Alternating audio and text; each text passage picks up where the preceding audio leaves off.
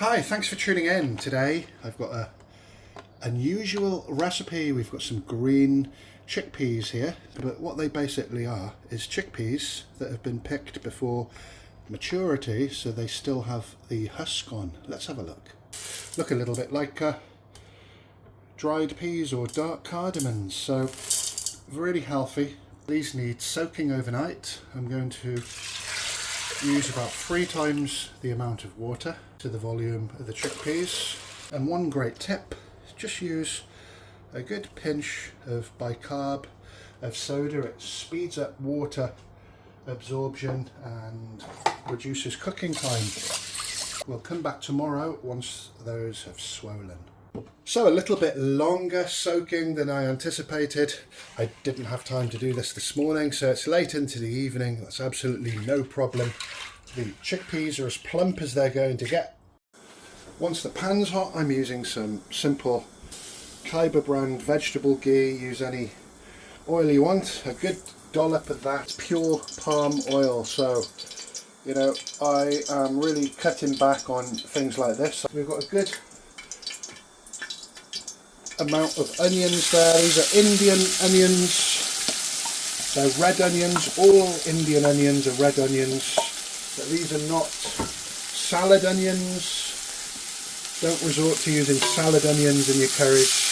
If you can't get Indian onions or Mumbai piyaz, simply use regular onions. I usually add salt to the onions, but I'll show you in a moment why I'm not going to this time.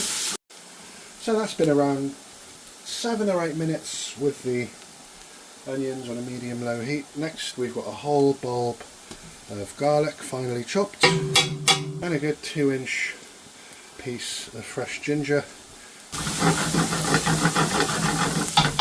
If your pan dries out, add a little bit more palm oil, vegetable oil, or whatever oil you're using.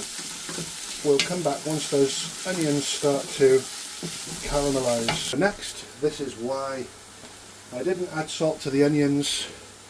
I'm just going to keep this really simple with some Chana masala seasoning. So chickpea curry flavouring. It's a curry powder made with a perfect combination to your taste anyway for a chickpea curry such as this. Those spices are nicely roasted. All the raw flavours have been cooked out of the ingredients and nothing has burnt. So it always helps to try and cut your onions as uniformly as possible. Next, the star of the show, we've got some Naga pickle that was given to me by a restaurant owner of Maya Bar and Grill in Atherstone. Great guy called Kamal. This is his homemade Naga. These seeds came from Bangladesh many years, and he grows these chilies and makes the pickle every year. If you haven't got any of that, which I doubt you have, not to worry, you can use a bit of Mr. Naga or whatever equivalent. 500 ml of passata or passata. That's really spicy, but it's not going to be overbearing. Well, depending on your chili preference, but a good 4 or 5 Mr. Nagas went in there.